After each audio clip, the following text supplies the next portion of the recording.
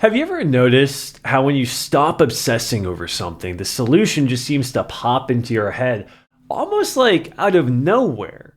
Kind of like finding the keys in the last place you'd think to look. Welcome forward. In part 6 of this modernization of Thomas Troward's Edinburgh lectures on mental science, we dug into the law of growth. And really what we did is we explored how by aligning with this natural law, it allows our thoughts and intentions to manifest organically, almost like planting a seed and trusting it to grow without constantly digging it up to check on it. Now in part 7, we're turning our attention to this concept of receptivity, the art of being open to the infinite possibilities that the universe, or maybe let's say God, is ready to offer us. We'll delve into how cultivating a receptive mindset, it's not just about passively and idly waiting, but about actively tuning in to the universal intelligence that permeates everything. You can kind of think of it as almost like adjusting your own inner radio to that right frequency so you can finally hear the music that's been playing all along. And when we understand how to open ourselves up to this divine guidance, we not only enrich our own lives, but also fulfill our ethical responsibility to use this wisdom wisely and compassionately. So get ready to unlock new levels of awareness and possibility. We're about to embark on a journey that could transform not just how you receive information, but how you allow that knowledge to shape your physical reality. Strap in, we're tuning into the frequency of infinite potential.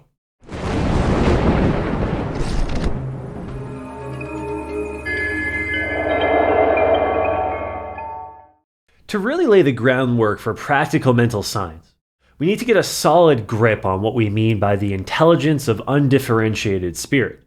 I know that's a mouthful, but hang with me. Essentially, we're trying to understand intelligence without tying it to individual personality.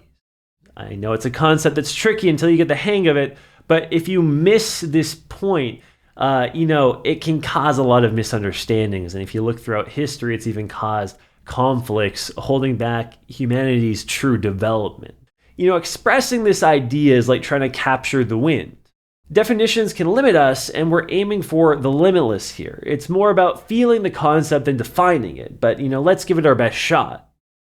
Imagine recognizing personality without the I'm me and you're you aspect that separates us. Normally we think I'm not that person because I'm me, which sets boundaries, lines where you end and someone else begins. But this kind of thinking, it really doesn't apply to, let's say, the universal mind or God. For the universal mind to recognize a point where it ends and something else begins would mean it's not really universal anymore. Are you following along with this line of thinking? Universality means including everything. So whatever its intelligence is like, it can't have self-recognition as an individual like we do. It's completely impersonal. Not in like a, detached way, but in an all-encompassing way. Attributing individuality to the universal mind, God, is like trying to fit a square peg in a round hole. It really just doesn't work. And this understanding has messed up theology and philosophy for ages, bringing conflict and confusion into the world. On the flip side, if you completely deny intelligence to this universal mind, well, that's also a gross misstep. Think about it. If we have personal intelligence and we come from this infinite source, then the source must be infinitely intelligent too. You can't pour from an empty cup.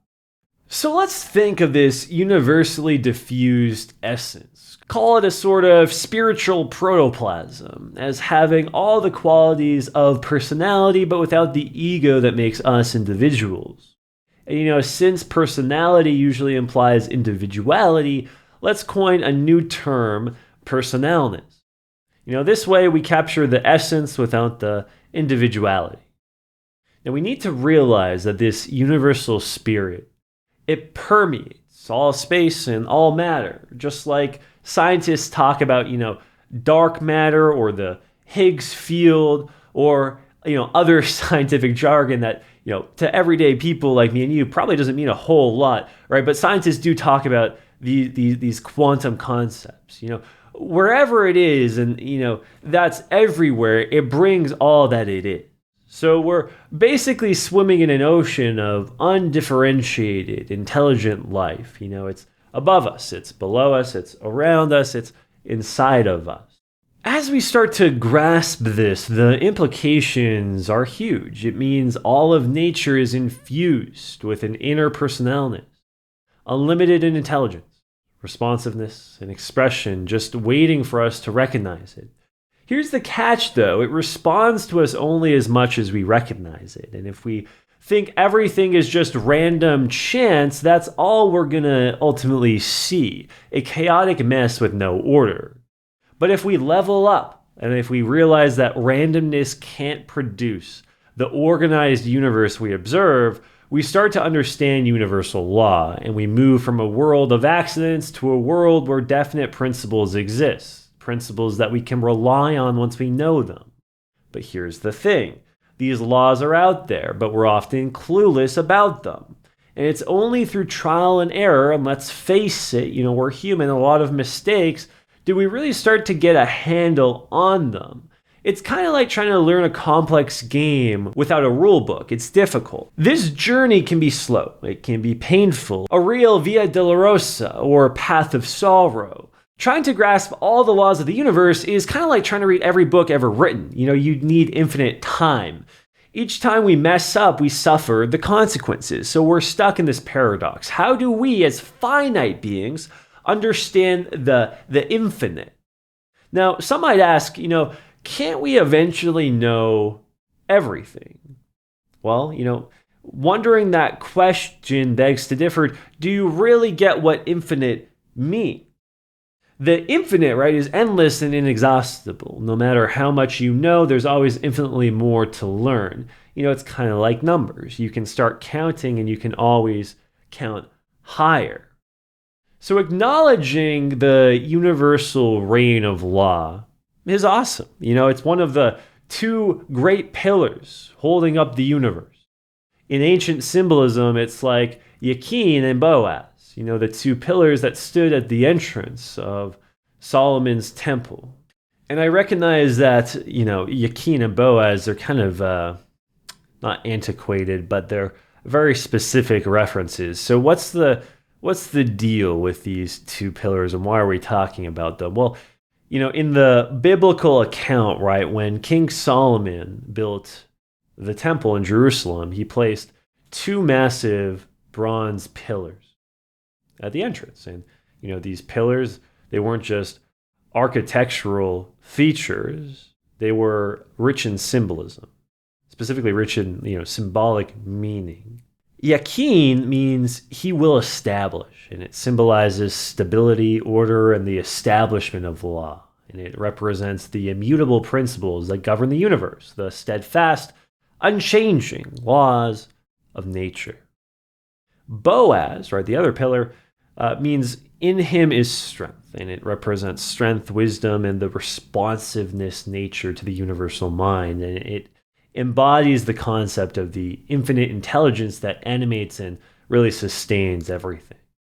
These two pillars together, they symbolize the balance of law and intelligence, or order and wisdom, the foundational elements that uphold the cosmos. Just as the pillars supported the entrance to the temple, these principles support our understanding of the universe. So when we acknowledge only the law, Jachin, we recognize that the universe operates on fixed principles. But without Boaz, the other pillar, right, the understanding of the universal mind's responsive intelligence, we miss half of the picture. It's kind of like trying to clap with just one hand. It doesn't really work very well. And this brings us to a reflection point.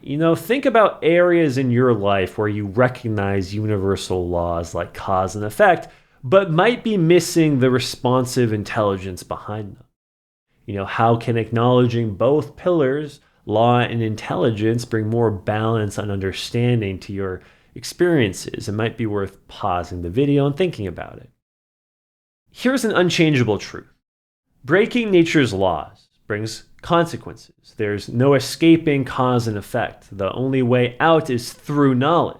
When we understand the law and we work with it, it's our best friend. It's always there to help us, never holding grudges. But if we ignore it or if we defy it, it's like walking into a wall. You only hurt yourself. So how do we break free from this cycle of pain and struggle? Well, we do so by expanding ourselves to grasp the infinite. We need to evolve to a level of intelligence where we recognize the inherent personalness of the all-pervading life, the law and the substance of everything. Remembering what the ancient rabbis said, the law is a person. They meant that the law is imbued with intelligence and consciousness. Once we realize that universal life, law, and personalness are really one of the same, we've established both pillars, Jachin and Boaz. When we understand where these two principles meet, we reach a deeper understanding of reality, a kind of enlightenment or higher consciousness, if you will. We need to separate the universal personalness from any ideas of individuality. The universal can't be individual. That's a contradiction. But because the universal personalness is the root of all individual personalities, it expresses itself most fully when we recognize its personal nature. This realization is what solves the paradox. The only way to truly understand the infinite law and turn our path from sorrow to joy is to embody a principle of knowledge that's as infinite as what we're trying to know. And we do this by recognizing that the infinite law is an infinite intelligence, a living ocean in which we float. And this intelligence doesn't have individual personality, but produces us as individual personalities. So what's the universal mind's relationship to us? Well, it's not about favoritism. It doesn't pick and choose any more than gravity does. It's not about ignoring us either. It doesn't have individual desires that conflict with ours. Since it's the source of all individual intelligence, it can't misunderstand us. By its very nature, this infinite underlying mind is ready to respond to the moment we understand our true relationship to it. As the essence of life itself, it's incredibly receptive and will mirror whatever conception we have of it. If we recognize that human consciousness is the point in the evolution where individuality can express not just life, but also the personalness of the universal spirit, then we see that the best way for it to express itself is by identifying with us as individuals. Of course, this connection depends on our level of intelligence. Not just understanding cause and effect, but also that indescribable reciprocity of feeling where we sense a connection to something bigger than just ourselves. When we truly realize that the core of our being shares a common nature with the universal mind. We've solved the paradox of universal knowledge. We've recognized our identity with the universal mind, God, aligning us with universal law. And this really ties back to what St. John said, you know all things. This knowledge, starts on a spiritual level, one could say. It's not about instantly knowing every fact, but about tapping into the undifferentiated principle of knowledge that we can apply really however we choose. We can't exhaust the infinite. We've already talked about this. The infinite is the infinite. So our mastery comes from our ability to draw from it as needed. The only limits, and this is key, are the ones that we set. We are the ones that limit the infinite. So by recognizing the shared personalness between us and the universal spirit, the root of everything, God, we break free from the strict grip of inflexible law. Not by abolishing the law, which would be like deleting the universe, don't want to do that, but by developing an intelligence that aligns with the universal law, already prevalent, enabling us to meet its requirements, as they arise. In this way, cosmic intelligence becomes individualized, and Individual intelligence becomes universalized. They become one.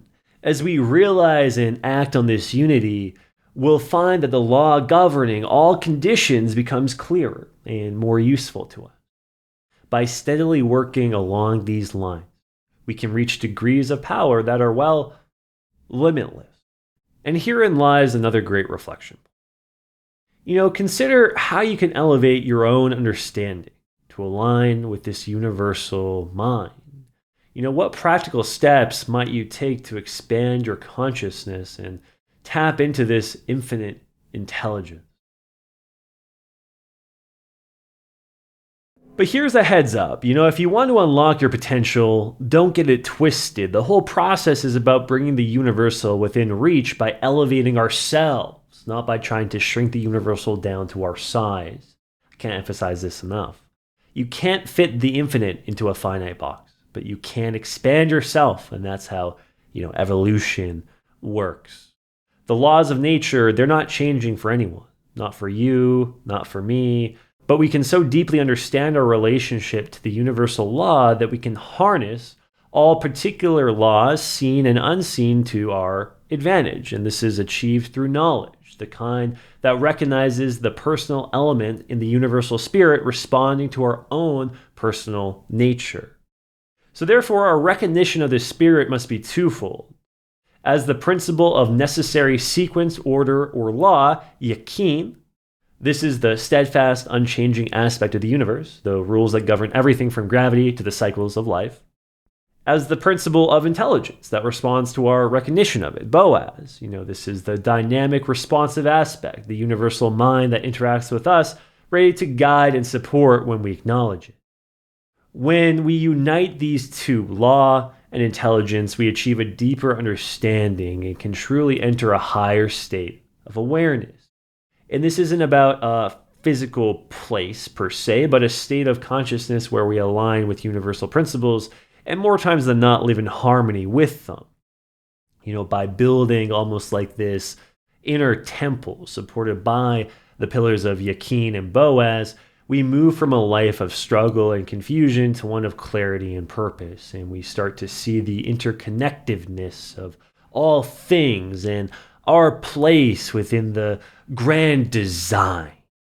So now that we've delved into receptivity and discovered how opening ourselves to the universal intelligence can transform our lives, it's time to deepen our understanding even further. We've learned that by being truly open and attuned to the infinite personalness of the universal mind, God, we can tap into a boundless source of wisdom and opportunity. By shifting from a mindset of limitation to one of expansive receptivity, we've begun to realize that we're not separate from this vast intelligence, but intrinsically connected to it. But here's where things get even more fascinating. The next crucial element is understanding the reciprocal action of the universal and the individual minds, the interplay, if you will. You might be fully receptive to divine guidance, but how exactly does your individual mind interact with the universal mind to manifest your desire? Sometimes the key to unlocking our true potential lies in recognizing this dynamic interplay. After all, it's like dancing with a partner. You need to know when to lead and when to follow. So in the next video, part 8, reciprocal action of the universal and individual minds, we'll start to explore how our personal thoughts and intentions influence and are influenced by this infinite intelligence that permeates everything. We'll discuss how recognizing this reciprocal relationship allows us to not only draw wisdom from the universal mind, but also imprint our own desires upon it. It's about realizing that we're active participants in a divine collaboration, not just passive recipients. Until then, keep your heart open and your spirit receptive. The universe isn't just waiting to guide you, it's eager to collaborate with you. The question is, are you ready to engage in this profound partnership? Thanks so much for watching. If you enjoyed this video and you want to dive even deeper into the mastery of mental science, go to betterthought.com and subscribe to my newsletter. Not only will you find bonus material to complement what you just learned, but you'll be notified as soon as the next video in the series is released. So go to betterthought.com now and subscribe so we can continue this marvelous journey together. Until next time, Godspeed.